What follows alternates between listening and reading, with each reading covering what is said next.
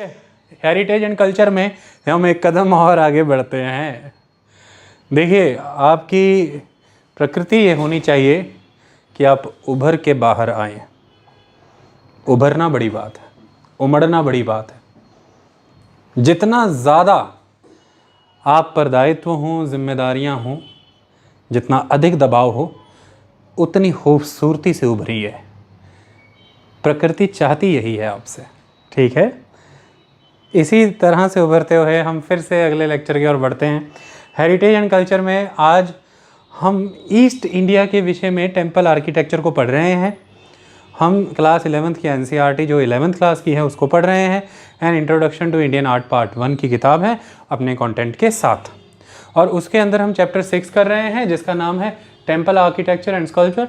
और उसमें हमने जोग्राफिकली जो डिफरेंट डिस्ट्रीब्यूशंस हैं जोग्राफिकली, उसके हिसाब से वेरिएशन समझनी शुरू की टेम्पल आर्किटेक्चर के अंदर, और उसमें हम ईस्ट इंडिया में थे।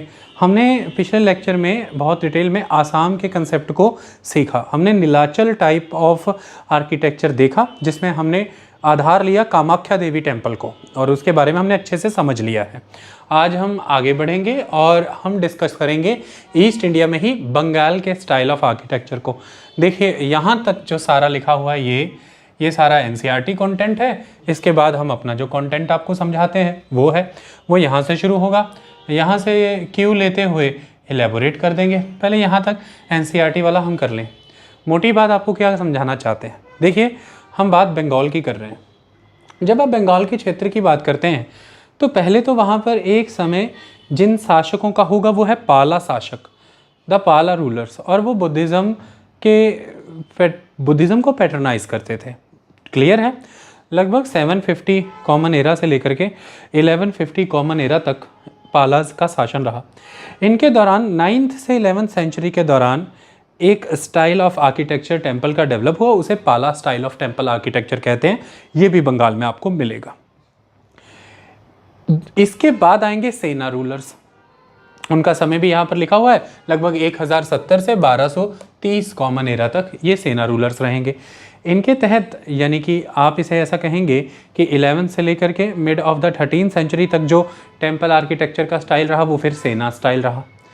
तो लगभग 750 से लगभग 1230 तक या 1250 तक ये एक समय रहा है पाला और सेना शासकों का। और इस दौरान एक आर्किटेक्चर डेवलप हुआ जिसे हम पाला स्टाइल और 9 से 11th सेंचुरी में और 11 से 13th सेंचुरी में सेना स्टाइल मानते हैं। इतनी बात स्पष्ट। अब बुद्धिस्ट मोनेस्ट्रीज को सपोर्ट करने वाले जो पाला स्टाइल्स हैं, जो पाला रूलर्स हैं, उनके तहत बड़े स्तर पर बुद्धिस्ट मोनेस्ट्रीज तो विकसित कराई जाएंगी, लेकिन उस समय में जो टेम्पल आर्किटेक्चर विकसित होगा इसी रीजन में जहाँ पर पाला रूल कर रहे हैं वो वंग स्टाइल से प्रभावित होगा। Vanga style, that is the style of Bengal, the Banga style. आई बात समझ में? हम उसको आज अच्छे से समझेंगे। वंग स्टाइल के बारे में हम पढ़ेंगे।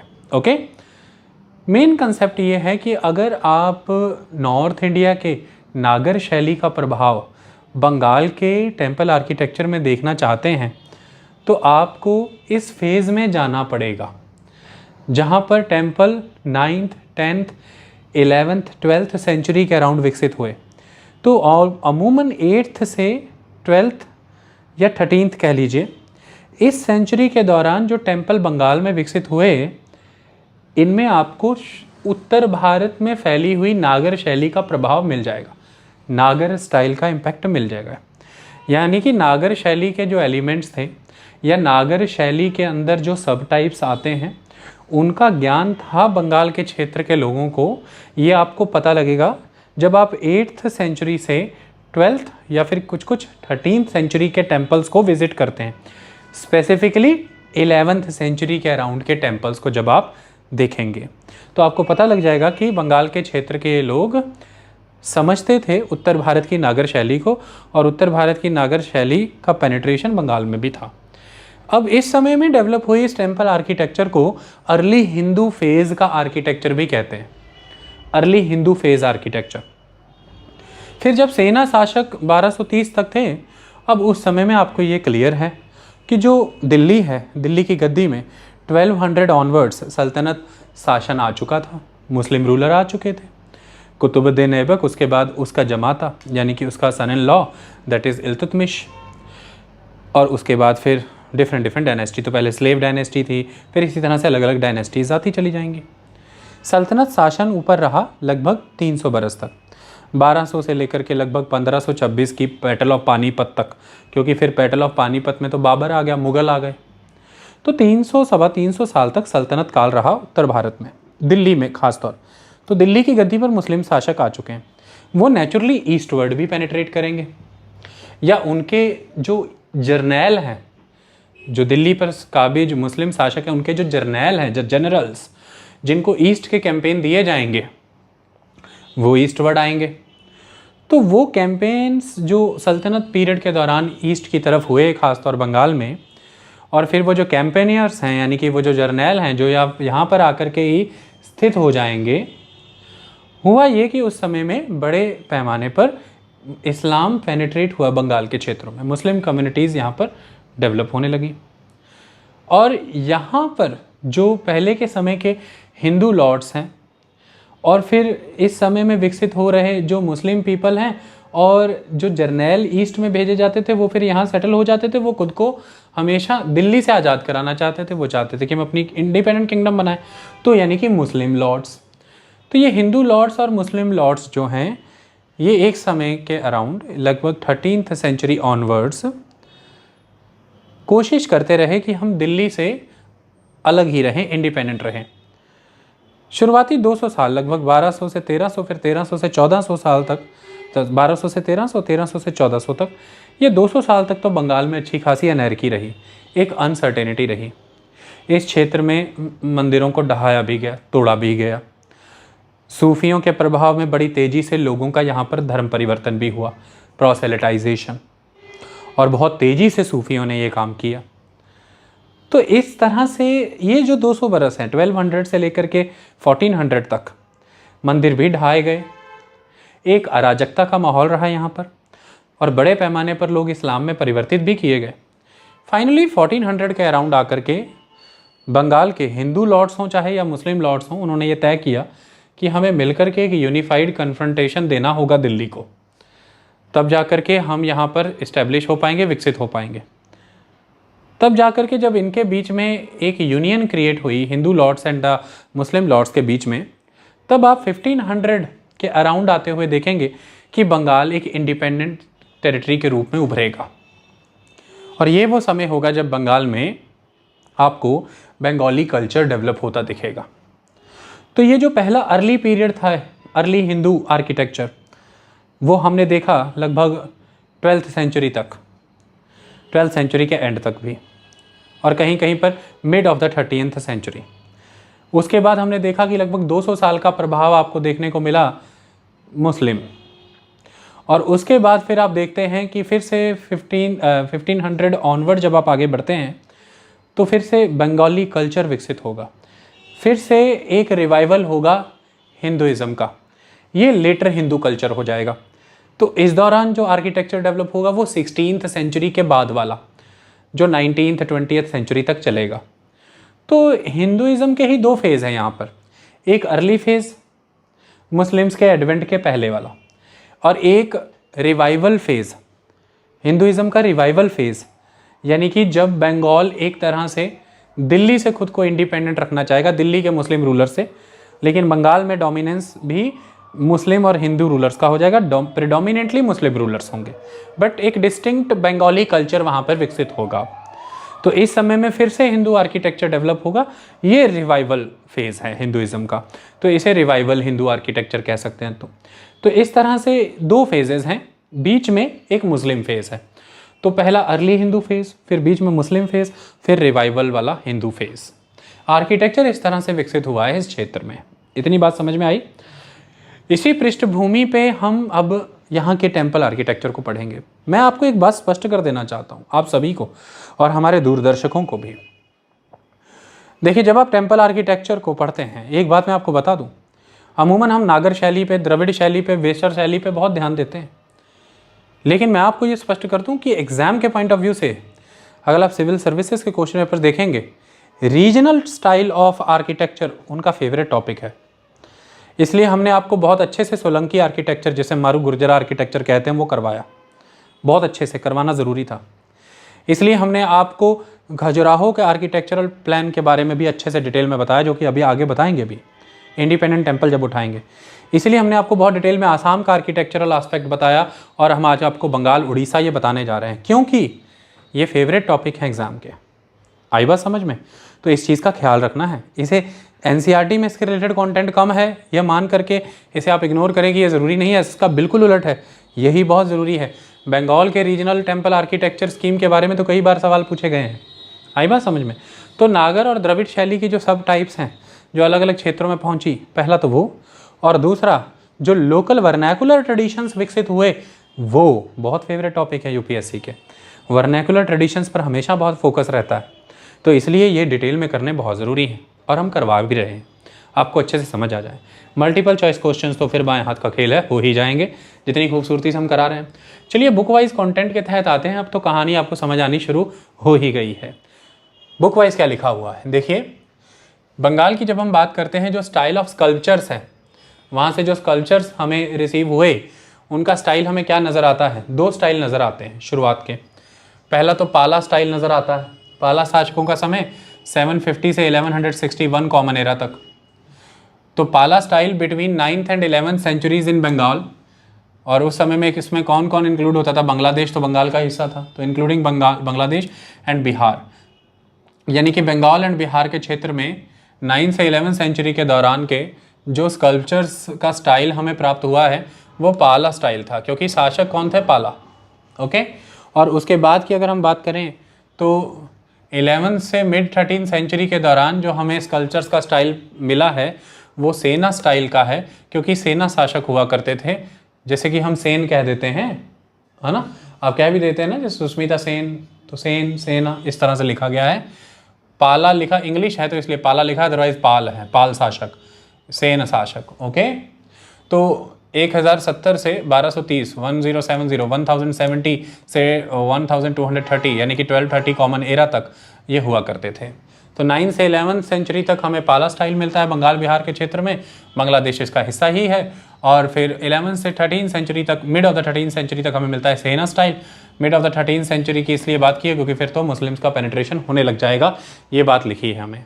तो यहाँ पर आगे लिखा है, while the Palas are celebrated as patrons of many Buddhist monastic sites, the temples, तो जो पालास हैं वो तो बुद्धिस्ट मोनेस्टिक साइट्स के पैट्रॉन्स थे, बुद्धिस्ट आर्किटेक्चर को सपोर्ट कर रहे थे, लेकिन इसी समय में इन्हीं पालास की किंगडम के अंडर जो टेम्पल है, जो मंदिर हैं हिंदुओं से जुड़े हुए, ब्राह्मणिकल ट्रेडिशन से जुड़े हुए, so the temples are known to express the local Vanga style.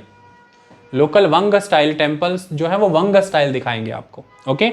हम वंग स्टाइल के बारे में बात करेंगे, जैसे कि Siddheshwar Mahadev temple, Siddheshwar Mahadev temple in Barakar, Burdwan district. ये आपको क्या दिखा रहा है? उस समय का लोकल वंग स्टाइल। और वो क्या है वो मैं आपको अभी समझा देता हूँ। हम पहले ये टेम्पल देख लें ताकि आपको सारी कहानी समझ में आ जाए। Siddheshwar Mahadev temple, very beautiful temple. आपको यहाँ बंगाल जाना है और बंगाल में आपको बर्दवान डिस्ट्रिक्ट में जाना है। वहाँ पर जगह है बराकड़, वेरी इम्पॉर्टेंट प्लेस। तो जब आप बराकड़ पहुँच जाएंगे आपको ये टेम्पल वहाँ पर मिल जाएगा। ओपन ही कर लेते हैं।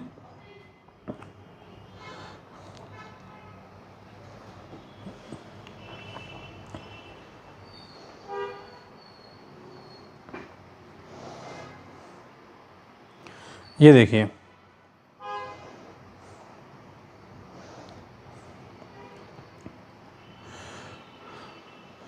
फ़ोटोज़ थोड़ी सी इसकी लेट खुलती हैं, वेबसाइट से हैवी हैं इसी वजह से, बट अभी खुल जाएंगी, ओपन हो जाएंगी, चिंता नहीं करनी है। हाँ ये देखिए खुलना शुरू हो गए।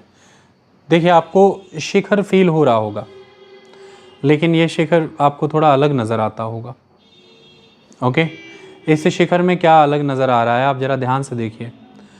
देखिए जो टॉप पे अमलक रखा गया है वो अमलक थोड़ा सा फ्लैट है। ओके। डिस्क फ्लैट है, थोड़ी सी साइज़ भी बड़ा है। और आप एक चीज़ नोटिस करिए, है तो ये कर्वीलीनियर ही, लेकिन एक चीज़ है यहाँ पर इसके एजेस पे भी आप देख सकते हैं अम्लक्स हैं, एजेस पे भी अम्लक नज़र आ रहे होंगे आपको। क्लियर है? दूसरी चीज़, ये जो वॉल है, वॉल पे आपको ये उभरा हुआ हिस्सा जो नज़र आ रहा है ये रथ है। ओके, और ये आप देख सकते हैं हॉरिजॉन्टल बैंड, हॉरिजॉन्टल लाइंस आपको दिख रही होंगी, ये बंगाल स्पेसिफिक हैं। ओके, तो इस तरह से आप देखते जाइए, ये आपके सामने है।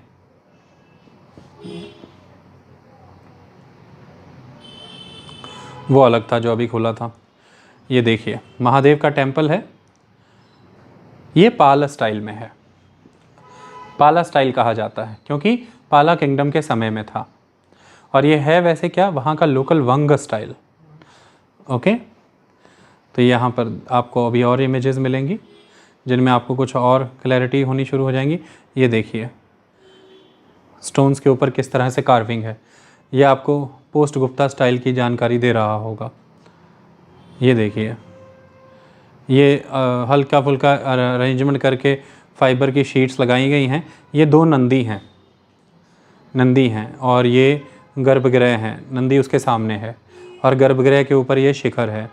और ये आप देख सकते हैं गेटवे, ये गेटवे आपको शेप में हल्का हल्का नचना कुठार मंदिर की याद दिलाता होगा मध्य प्रदेश के, और ये आपको हल्की याद दिलाता होगा देवरिया के उत्तर प्रदेश के दशावतार मंदिर की भी। ओके, ये देखिए ये फ्रंट व्यू है, this is the front view.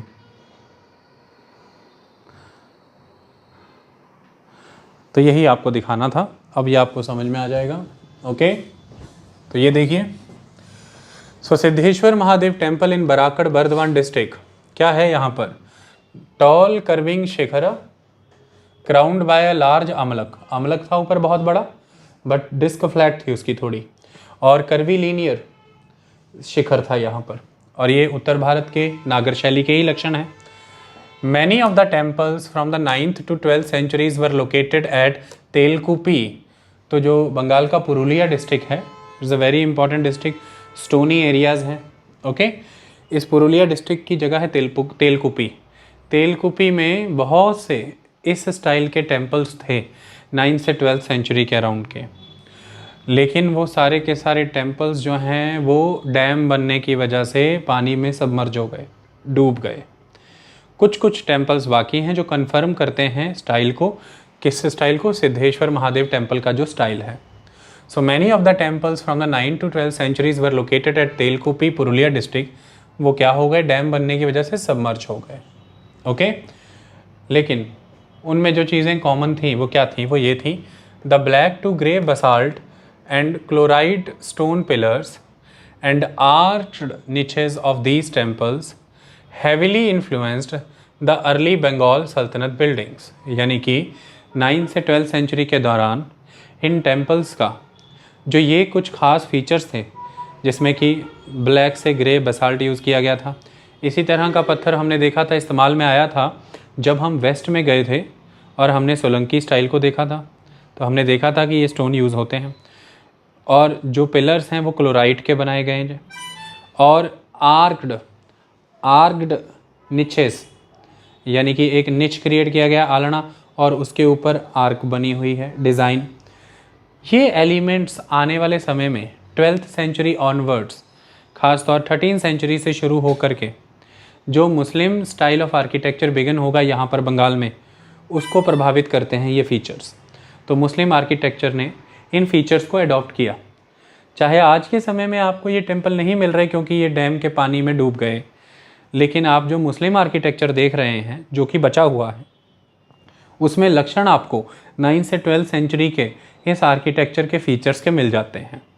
Okay, तो यही बात यहाँ पर लिखी हुई है, the black to grey basalt and chloride stone pillars and arched niches of these temples heavily influenced the earliest Bengal Sultanate buildings। Okay, at Gaur and Pandua, Gaur किसे कहते हैं, आप जब बंगाल जाएंगे तो बंगाल में ऊपर जाएंगे जब, तो ऊपर जाने के लिए वो पतला सा चिकन नेक का एरिया शुरू होगा और ऊपर आप देखेंगे तो ऊपर दार्जिलिंग भी आएगा। तो बंगाल के उत्तरी हिस्से में मालदा डिस्ट्रिक्ट है, मालदा डिस्ट्रिक्ट में ही आपको गौर मिलेगा। इसका एक नाम गौड़ भी है, एक नाम गौर भी है, एक नाम जन्नताबाद भी है, एक नाम लखनौती भी है। तो इसे ही लखनौती भी कहा गया है, इसे ही जन्नताबाद भी कहा गया है, इसे ही गौड़ भी कहा गया है और इसे ही गौर भी कहा गया है। यही मुस्लिम शासकों की राजधानी होगी और यही उनसे पहले सेना शासकों की राजधानी भी थी। इम्पॉर्टेंट एरिया था मालदा का। ओके, तो ये बताया गया है। Many local vernacular building traditions of Bengal. समय के साथ साथ आपको बंगाल में लोकल वर्नैकुलर बिल्डिंग ट्रेडिशंस मिलेंगे समय बीत जाने के साथ साथ। और वो लोकल वर्नैकुलर बिल्डिंग ट्रेडिशंस क्या हैं, उसमें क्या मिलेगा आपको, जैसे जो लोकल ट्रेडिशंस हैं, जो गांव देहात में लोग वहाँ रहते हैं कैसे बनाते हैं, जो हट है उनकी झोपड़ी, उसकी जो छत है, यानी कि जो मिट्टी की बनी हुई हट है उसकी छत आप कैसे डालेंगे, it is a thatched roof, thatched roof with the help of bamboo material. तो बैम्बू मटेरियल की थैच्ड रूफ है और वो किस तरह से है, वो इस तरह से है कि वो इधर को भी स्लोप कर रही है, इधर को भी स्लोप कर रही है, इधर भी स्लोप कर रही है और इधर भी स्लोप कर रही है। तो एक कर्विंग और इस तरह से दोनों तरफ, इधर फ्रंट पे इस तरफ और बैक पे इस तरह से आर्क टाइप शेप बनेगी। ओके, और कर्व की तरह ये स्लोपिंग रूफ होगी, यानी कि बरसात का पानी पूरा निकल जाए। इसी स्टाइल को अपनाया जाएगा आर्किटेक्चर में भी। तो जब vernacular local style of architecture विकसित होगा उसमें लोकल आर्किटेक्चरल स्टाइल शामिल होगा और वो स्टाइल है लोकल ग्रामवासियों का, आदिवासी क्षेत्र के लोगों की जो झोपड़ियाँ हैं, जो हट हैं, उनकी छत का स्टाइल। और ये मैं अभी आपको दिखा दूंगा। तो लिखा गया है many local vernacular building traditions of Bengal that is curving और sloping side of the bamboo roof of a Bengali hut. This feature eventually even adopted in Mughal buildings. इस फीचर को मुगलों की बिल्डिंग में भी अडॉप्ट किया गया। यानी कि हमने जब मिडेवल इंडिया पढ़ा था हिस्ट्री, उसमें भी मुगलों के आर्किटेक्चर में हमने पढ़ा था कि बंगाल के एलिमेंट भी अडॉप्ट किए गए। और जो उसमें ये था कि जो बंगला रूफ जिसे हम कहते हैं, द बंगला छत, उस एलिमेंट को मुगलों ने अपने आर्किटेक्चर के अंदर भी इंक्लूड किया। स्लोपिंग और कर्विंग रूफ, पहले मैं आपको ये दिखा दूं ताकि आपको कहानी समझ में आ जाए। रुकिए, देखिए किसकी बात हो रही है।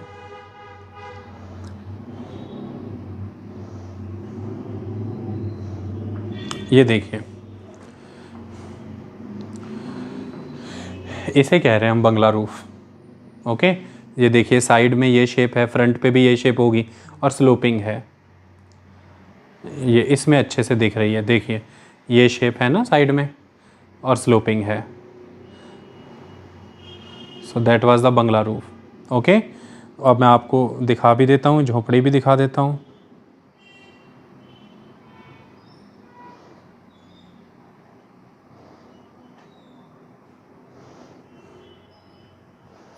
ये देखिए ऐसी होती है। ओके, तो इसी तरह का फीचर आर्किटेक्चर में भी दिखना शुरू हो गया। ये नहीं है, बस वो जो आपको स्टार्टिंग में दिखाई थी वही है। ठीक है, उसको हमें दिमाग में रखना है। ये देखिए दिस वन। ओके, तो इस एलिमेंट की बात कर रहे हैं आप बंगाल। हाँ, ये इसमें और अच्छे से दिखिए। ये देखिए, आप बंगाल जाएंगे तो आपको ये देखने को मिल जाएगा फीचर। अब ये स्टोन में भी है।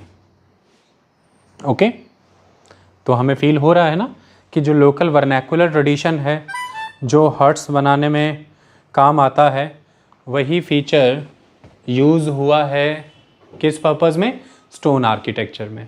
Okay, so that is important. तो वो यहाँ पर लिखा हुआ है कि many local vernacular building traditions of Bengal, जैसे कि कर्विंग और sloping side of the bamboo roof of a Bengali hut This feature eventually even adopted in Mughal buildings, that is Bangla roof. Okay? In the Mughal period, अब जब मुगलों का समय आ जाएगा भारत में, सल्तनत समय चला गया, तब क्या चीज़ें आपको नोटिस होंगी?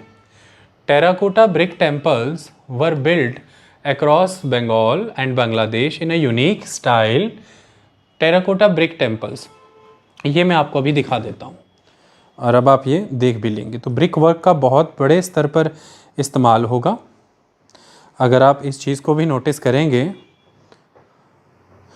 तो आपको ये फील हो जाएगा.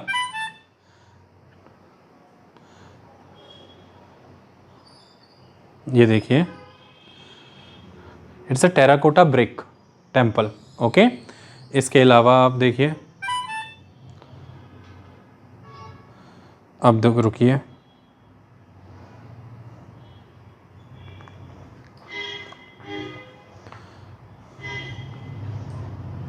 मैसेजेस जीने कहाँ देते हैं इंसान को, है कि नहीं, है ना. यहाँ पर अच्छे से फील होगा जब भी ब्रिक वर्क का काम हुआ है, टेराकोटा ब्रिक्स. ओके, नोटिस करिए, ब्रिक्स का काम हुआ है ना, ऑब्जर्व करिए. और ये कितना खूबसूरत एग्जाम्पल है, देखिए बंगला रूफ का, है कि नहीं. ये इमेजेस डाउनलोड करके रखी गई हैं आपको दिखाने के लिए. ये देखिए, तो ये है टेराकोटा ब्रिक वर्क. ओके, मुग़लों के समय में ये फीचर बहुत यूज़ हुआ. तो लेकिन इसमें आपको कुछ चीज़ें और नज़र आनी चाहिए. ये नोटिस करिए, ये गोलाई देखिए, ये थोड़ा सा मुस्लिम फीचर आपको फील हो रहा होगा ना, आर्क टाइप. अब ये चीज़ें हम यहाँ पर डिस्कस करेंगे अभी.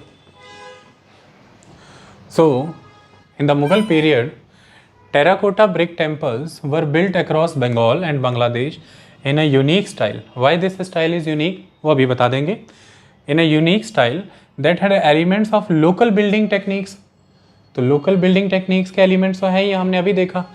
Scene in bamboo huts which were combined with older forms. तो जो पहले की पाला टाइम की ओल्डर फॉर्म्स हैं, उसमें हमने ऐड कर दिए लोकल वर्नैकुलर स्टाइल्स. ये दो एलिमेंट मिल गए, ओल्डर वर्जन. अरे किसकी जान बेदल हो रही है. ओल्डर स्टाइल हमने देखा, और वो हमने अभी शिखर देखा था, और हमने उसके सामने नंदी भी देखे थे. वो 9 से 11 सेंचुरी के समय का पाला स्टाइल, जिसे हमने उस समय का वंग स्टाइल भी कहा. हम आगे बढ़ रहे हैं और हमने देखा कि लोकल स्टाइल्स भी ऐड हो रहे हैं. तो इन दोनों का मिलन तो हो गया. क्लियर. तो वो वही बात हो रही है कि जब हम मुग़लों के समय की बात करते हैं तो टेराकोटा के ब्रिक टेम्पल्स, तो मैंने पहले भी समझाया था कि ईस्ट में टेराकोटा मटेरियल बहुत यूज़ हुआ है ना. क्लियर. तो terracotta brick temples were built across Bengal and Bangladesh in a unique style that had elements of local building techniques seen in bamboo huts, which were combined with older forms reminiscent of the Pala period and with the forms of arches and domes, that is Islamic structure. और Islamic structure भी use हुआ, जैसे कि हमने अभी देखा, arcs और डोम्स भी इंक्लूड हो जाएंगे. तो तीन चीज़ों का कॉम्बिनेशन हो गया. जो बचा हुआ पाला स्टाइल था वो ओल्डर फॉर्म्स, जो लोकल वर्नैकुलर ट्रेडिशंस हैं जो हमने अभी देखे बैम्बू हर्ट से इंस्पायर्ड, और तीसरा जो मुस्लिम यानी कि जो इस्लामिक स्ट्रक्चर से मिलने वाली चीज़ें हैं, जैसे कि डोम्स और जैसे कि आर्चेस. ओके, इन तीनों से मिल करके 17th सेंचुरी के अराउंड जो आर्किटेक्चर अब डेवलप होगा. मुग़ल पीरियड की बात इसलिए की मेरे बच्चे, क्योंकि देश भर में ये समय मुग़लों का माना गया है. 1526 से लेकर के जब बाबर आए थे, उसके बाद से लेकर के 1857 के युद्ध तक आप आ जाइए, ये मुग़लों का समय है, लगभग 300 बरस का समय. तो इसे कहेंगे तो हम मुग़ल पीरियड ही. लेकिन ऐसा नहीं है कि मुग़ल ही आकर के बंगाल में आर्किटेक्चर का डेवलपमेंट कर रहे हैं. मैंने आपको स्पष्ट किया है कि ये वो समय भी था जब बंगाल ऑलमोस्ट इंडिपेंडेंट काम कर रहा था. और इस समय में रियल बंगाली कल्चर डेवलप हुआ। और इस फेज़ को मैं रिवाइवल हिंदू आर्किटेक्चर फेज़ कह के पुकार रहा हूँ। मुगल पीरियड तो है ये, बट ये रिवाइवल हिंदू फेज़ है।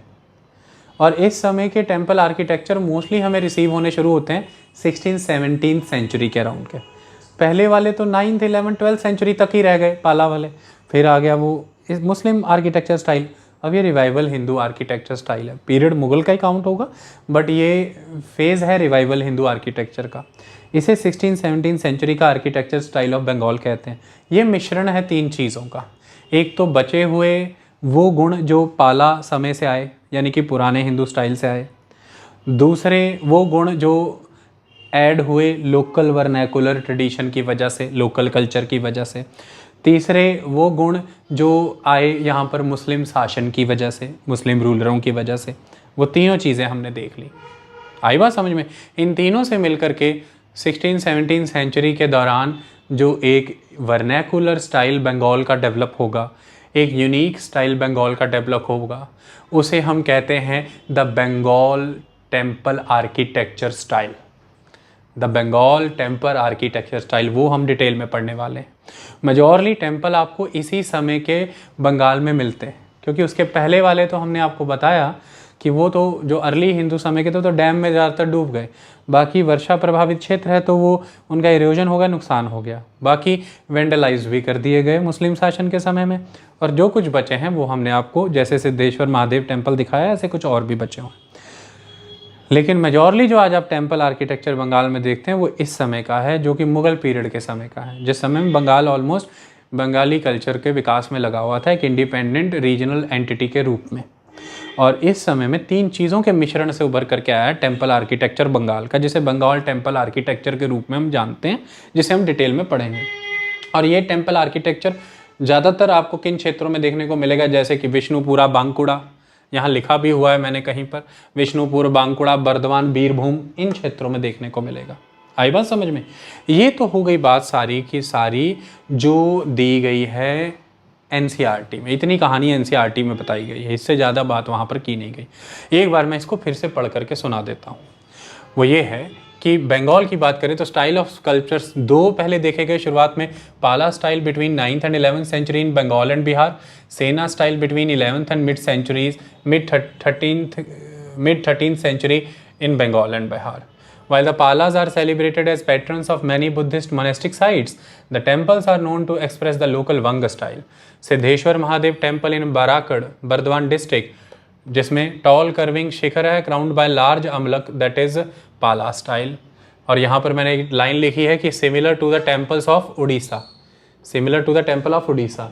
अभी हम जब उड़ीसा के बारे में पढ़ेंगे तो आपको ये चीज़ नज़र में आएगी कि जो 9th से 12th सेंचुरी के अराउंड टेम्पल विकसित हो रहे थे पालास के अंडर उड़ीसा बंगाल में, वही स्टाइल लगभग उड़ीसा में भी कंटेम्प्रेरी था उस समय में।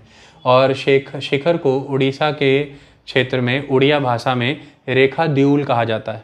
रेखा द्यूल, रेखा तो शब्द वही है, रेखा का मतलब लाइन, द्यूल DEUL, द्यूल। रेखा द्यूल का मतलब एक ऐसा स्ट्रक्चर जिसमें कि गर्भगृह और शिखर दोनों इंक्लूड होते हैं। ओके, तो इसे रेखा द्यूल कह के, रेखा द्यूल, पीढ़ा द्यूल, इस तरह के नाम उड़ीसा के समय में यूज़ होंगे। तो जैसा रेखा द्यूल आर्किटेक्चर उस समय में 9th से 12th सेंचुरी के अराउंड उड़ीसा में एग्जिस्ट कर रहा था, उसी कंटेम्प्रेरी उस समय बंगाल में भी आर्किटेक्चर डेवलप कर रहा था। तो लिखा भी हुआ है, तो लिखा हुआ है similar to the temples of Orissa. Okay, इतनी बात क्लियर। दिस बेसिक फॉर्म, ये जो रेखा द्यूल स्टाइल या ये जो शिखर स्टाइल है, this basic form grows loftier with the passing of centuries, और ऊंचा होता चला गया समय बढ़ने के साथ साथ। Many of the temples from 9th to 12th centuries were located at Telkuppi, Purulia district, जो कि सबमर्ज हो गए। The black to grey basalt and the chloride stone pillars and the arched niches of these temples heavily influenced the earliest Bengal saltanat period. तो Bengal saltanat period को इस लक्षणों ने बहुत प्रभावित किया जो पहले से वहाँ एग्जिस्ट कर रहे थे। और the Bengal sultanate buildings at Gaur and Pandua, many local vernacular building traditions of Bengal, that is curving or sloping side of the bamboo roof of a Bengali hut. This feature eventually even adopted in Mughal buildings, that is Bangla roof. In the Mughal period आपको क्या देखने को मिलता है, terracotta brick temples were built across Bengal.